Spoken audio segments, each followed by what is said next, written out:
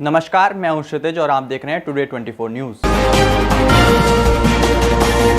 आज प्राचीन श्री राम मंदिर, शालीमार गार्डन, मेन साहिबाबाद, गाजियाबाद के आइसोलेशन सेंटर में निःशुल्क कोविड-19 आरटी-पीसीआर रैपिड कोरोना टेस्ट एवं आंखों के कैंप में 150 लोगों की निःशुल्क जांच हुई। पार्षद सरदार सिंह भाटी ने कहा, सुखस्य दुखस्य न कोपि दाता परो ददातीति कुबुद्धि रेषा अह करोमीति व्रथाभिमान शुभ कर्म सूत्रे ग्रथितो हिलो समस्त जीवन और सृष्टि सब कर्म के सूत्र में बंधे हुए हैं।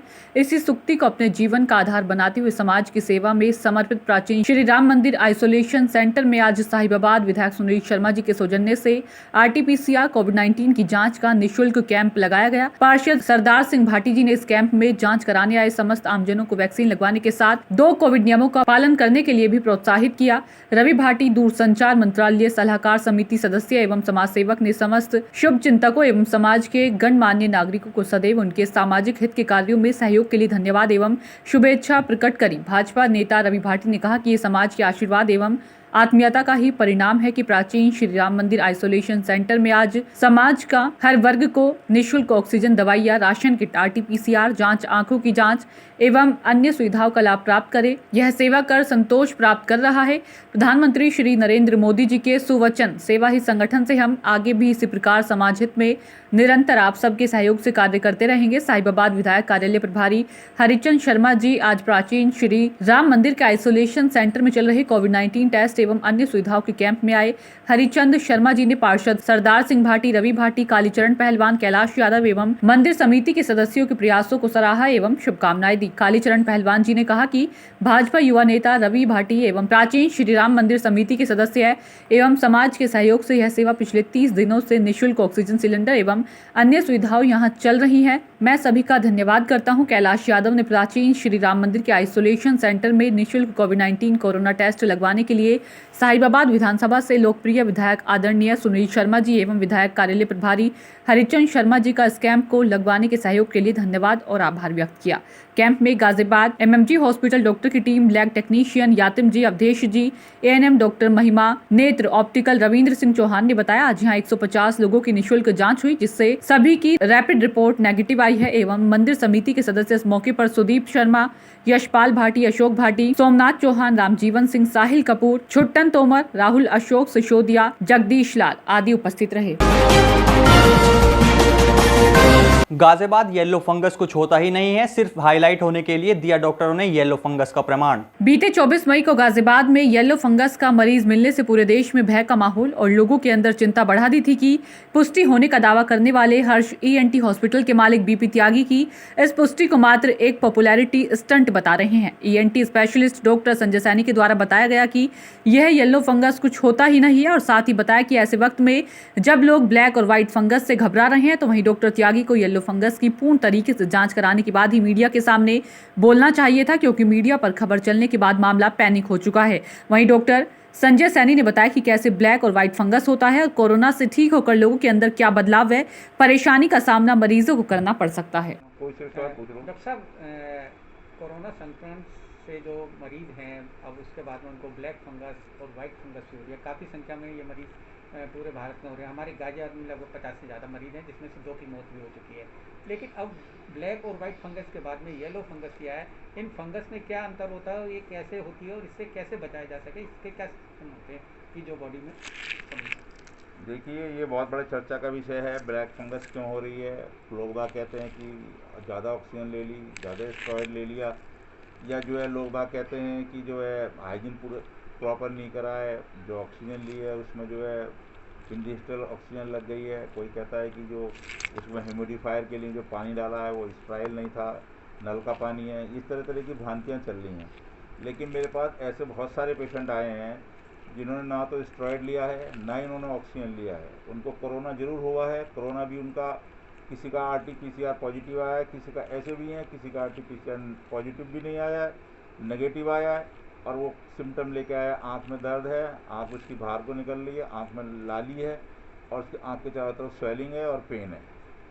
अब ये बहुत डिस्कशन का विषय है कि जिन्होंने स्टेरॉइड भी नहीं लिया, ऑक्सीजन भी लिया, उनको भी कोरोना हुआ है। तो उसके क्या कारण है? बहुत सारी अलग अलग थ्योरी चल रही हैं, लेकिन कुछ इसकी मेन बातें हैं जो हमें ध्यान देना है।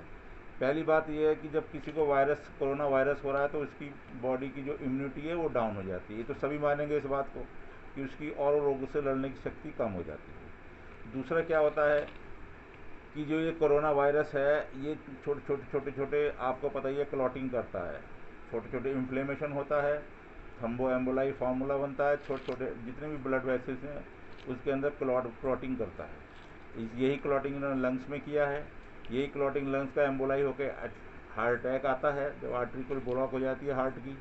और यही छोटे छोटे जो एम्बोलाई बनने हैं या कोगुलेशन हो रही हैं, जो नाक की बहुत सारी वेसल्स होती हैं वो बहुत ही बारीक होती हैं, बाल जितनी पतली है, उसके अंदर भी ये कोगुलेशन कर रहा है। जब किसी वेसल के अंदर कोई भी क्लॉट हो जाता है या कोगुलेशन हो जाता है तो वो जिस एरिया को अपना खून दे रही है वो वेसल, वो हिस्सा धीरे धीरे डेड होने लगता है और काला पड़ जाता है। इस तरह ये जो फंगस होती हैं ये स्पोर्स हवा में हरदम उड़ रहे हैं, अब भी उड़ रहे हैं, हमारे चारों तरफ उड़ते रहते हैं।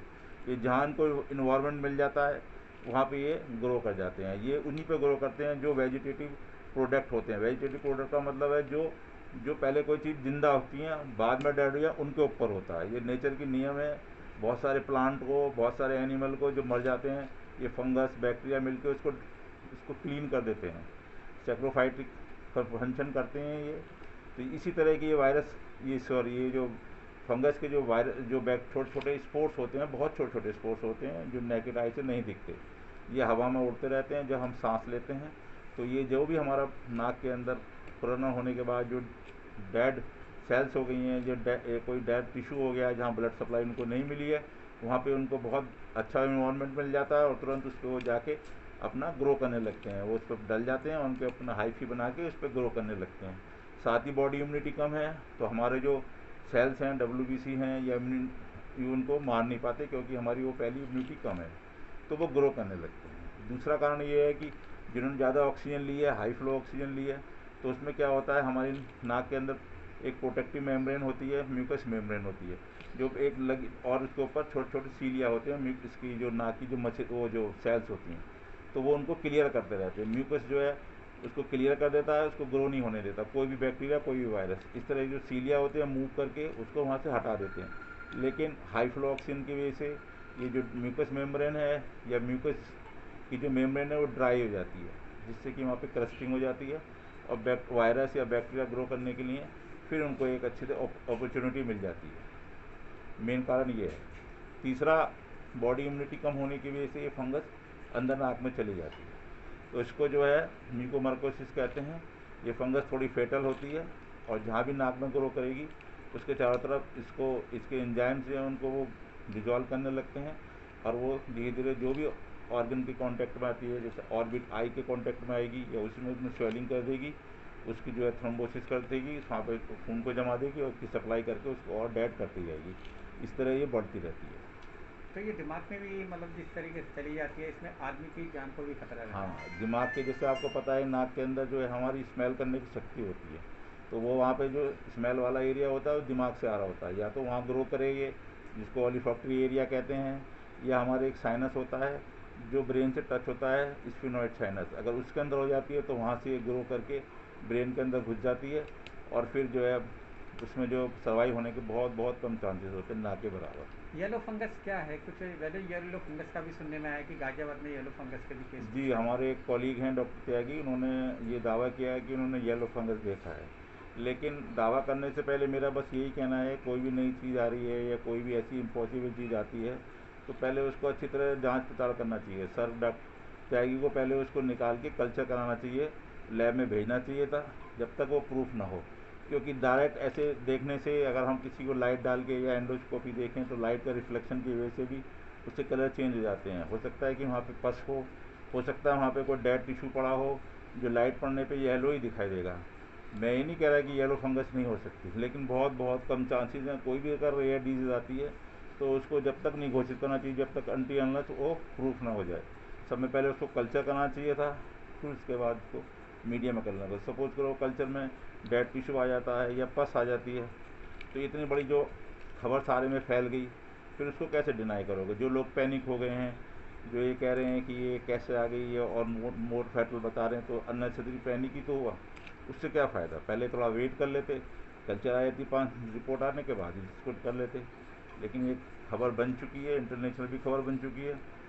मुझे तो लगता है आगे अगर माना नहीं निकलती तो फिर क्या होगा, ये बड़ा सवाल है। सीएमओ साहब ने कल्चर के लिए भेजा तो है, देखो वेट में वाच करते हैं रिपोर्ट आने के लिए। इस फंगस से बचाव क्या हो सकता है कि कैसे आदमी बचे कोविड मरीज जो कोविड है? फंगस बचने के लिए यही होता है कि ये सोर्स इसका जो भी है वो नाक से ही जाता है।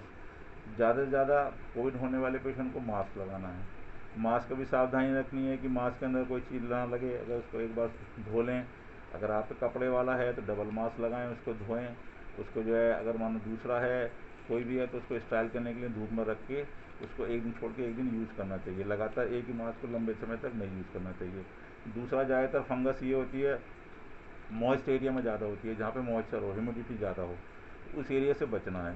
तीसरा क्या होता है, किसी जैसे ऐसी जगह कोशिश करें जिसमें क्रॉस वेंटिलेशन हो, उसमें रहने की कोशिश करें, या जिसमें ना हो तो एग्जॉस्ट लगा लें। कोशिश ये करें कि हम ऐसी जगह रहें, क्लोज एरिया में ना रहें, जिससे कि फंगस ज़्यादा होने के ज़्यादा चांसेस हैं।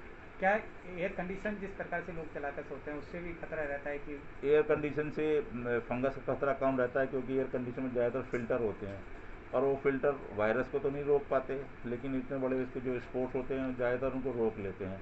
एयर प्यूरीफायर हैं या एयर अब एसी ऐसे आ गए जिसमें फ़िल्टर होता है, तो उनको रोक सकते हैं, उससे बहुत कम चांसेस होते हैं।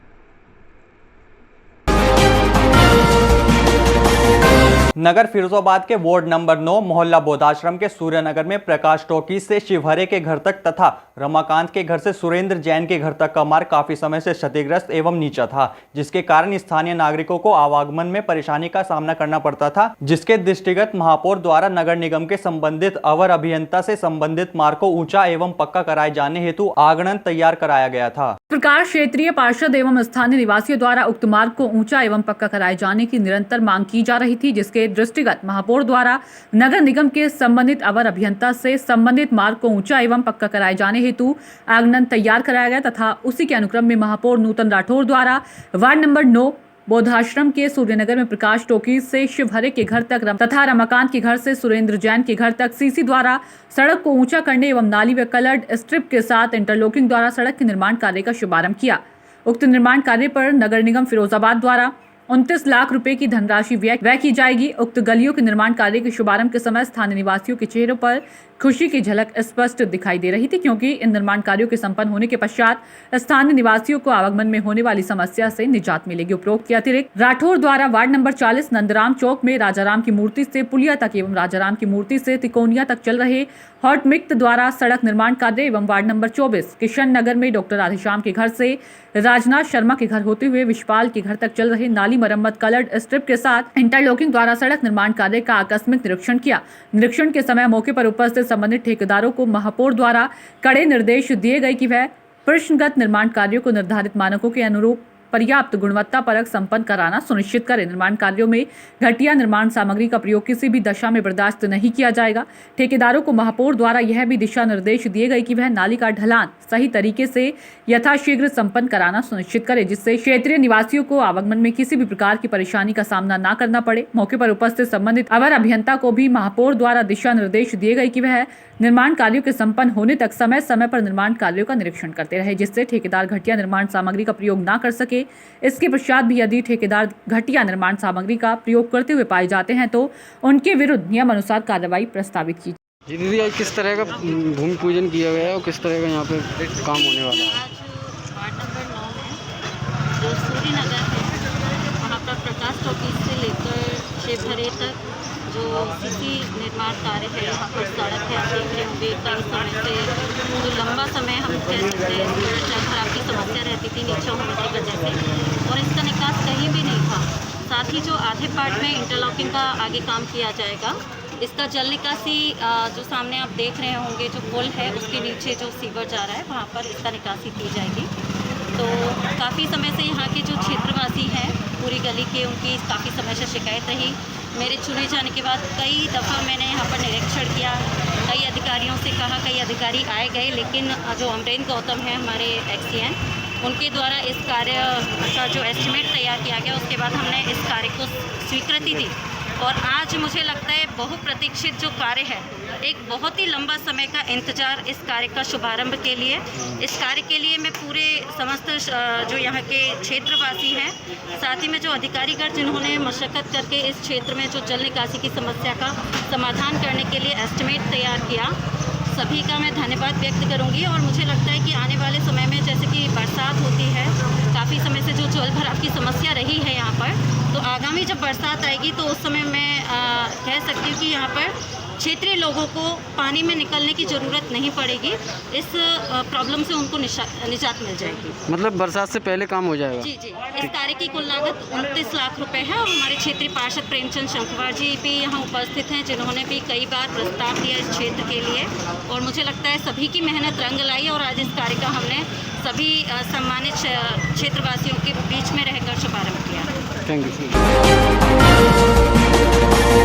पुलिस करे तो फैशन, आम आदमी करे तो अपराध। बिना मास्क लगाए दरोगा जी कर रहे हैं बिना मास्क चलने वाले राहगीरों का चालान। दरोगा जी बिना मास्क के नजर आ रहे हैं। सूबे के मुखिया योगी आदित्यनाथ भले ही कोरोना वायरस को लेकर सजग दिखाई दे रहे हों, लेकिन कुछ पुलिसकर्मी कोरोना वायरस का जमकर मजाक उड़ाते हुए दिखाई दिए। ऐसी एक तस्वीर उत्तर प्रदेश जनपद मुरादाबाद थाना भगतपुर क्षेत्र में देखने को मिली, जहां उप निरीक्षक वेदपाल सिंह मंगलवार को सत्ती खेड़ा रोड पर बिना मास्क चेकिंग अभियान चलाकर राहगीरों का चालान काट रहे थे, लेकिन उनका मास्क मुंह पर नहीं बल्कि उनके गले में पड़ा हुआ था। इसी दौरान किसी राहगीर ने उनके इस कृत्य की वीडियो बना ली और सोशल मीडिया पर वायरल कर दी। वायरल वीडियो में दरोगा जी बिना मास्क के नजर आ रहे हैं।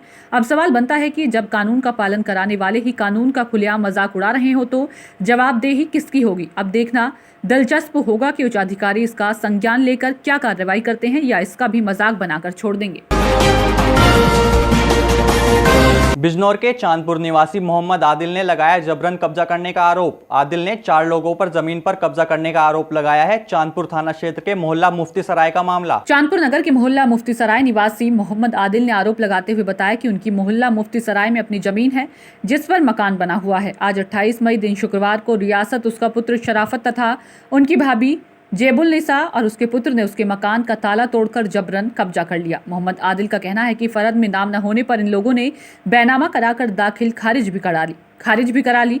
मोहम्मद आदिल ने बताया कि उसने तहसीलदार से दाखिल खारिज कैंसिल करा दिया। इसके बावजूद आरोपियों ने लॉकडाउन का फायदा उठाते हुए आज शुक्रवार को उसके मकान में लगे ताले को तोड़कर जबरन कब्जा कर लिया और उसमें से सामान भी निकाल लिया। पुलिस के हस्तक्षेप के बावजूद भी आरोपी तहसीलदार के ऑर्डर को भी मानने को तैयार नहीं है। मोहम्मद आदिल ने आरोपियों को भूमाफिया बताया। उसने शासन प्रशासन से आरोपियों के खिलाफ सख्त कार्रवाई करने की गुहार लगाई है। मेरा नाम मोहम्मद आदिल है, मैं मोहल्ला मुफ्ती सराय का रहने वाला हूँ।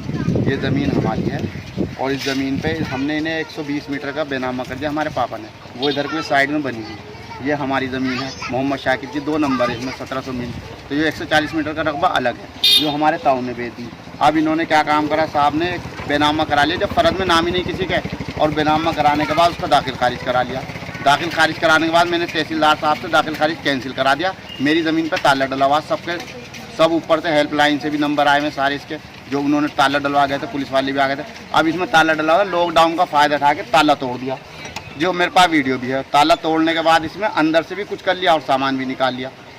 एक रियासत है, एक उसका लड़का शराफत और एक उसकी भाभी जेबुल निशा और एक उसका लड़का। लास्ट सुबह का है, मैंने 100 नंबर पर फ़ोन करके बुलाया पुलिस को। 100 नंबर पुलिस आके लेके गई मुझे, वहाँ थाने में बैठ के लिखित में हुआ कि कोई इस ज़मीन को जब तक हाथ नहीं डालने का, जब फर्ज में नाम नहीं कटने का। लेकिन उसके बावजूद भी वहाँ से आने के बाद इन्होंने ज़बरदस्ती ताला तोड़ दिया और अंदर से भी देखो ये लगा रखा, बिल्कुल ताला टूटा हुआ, और ये देखो अंदर से लगा रखा, अंदर से बिल्कुल वो कर दिया इन्होंने तोड़ के। मौके पर 100 नंबर की गाड़ी आई थी, वो ले गई थी, 2 मुझे भी ले गई, रियासत भाई को भी ले गई थी। वहाँ जाके राठी दीवान जी राठी ने मेरा फैसला कराया कि कोई इसमें कुछ नहीं करने का। आके मैंने देखा, मुझे छोड़ दिया। थोड़ी देर के बाद वो बाद में आए, वहाँ से आने के बाद उन्होंने ताला तोड़ दिया और ज़मीन पर कब्जा करें। भूमाफिया है, इन पर भूमाफिया का मुकदमा हो, और अगर मेरे ऊपर मेरा ज़मीन ना हो या मेरे भी कोई भी फाड़ निकले तो मेरे ऊपर 50 लाख का जुर्माना हो और मुझे सज़ा मिले इस चीज़ की। अगर मैं गलत कर गया, फ़र्ज ये रही, कागज़ मेरी ये रही, ये 1 नंबर ये रहा, इसी का बेनामा कर दिया 120 मीटर का पुख्ता अराजी का और 120 मीटर की रही मोहम्मद शाकिर के नाम पूरी फ़र्ज। ये तहसीलदार साहब का ऑर्डर है, इस ऑर्डर को भी मानने को तैयार नहीं। ये तहसीलदार साहब का ऑर्डर है जो निरस्त हुए इनके, इसको भी मानने को तैयार नहीं।